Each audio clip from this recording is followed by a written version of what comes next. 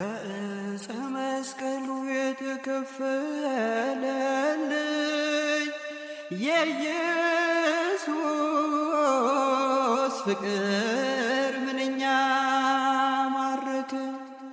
ከፍቅር በላይ ሆነና መሰጠኝ ከመስቀል ስር ሆኜ ፊቱን እያየሁ ደሙ ከወዙ ጋር ተዋህዶ ሲወርድ በኔ በደል ጌታዬ ቀረበልኝ ለፍርድ።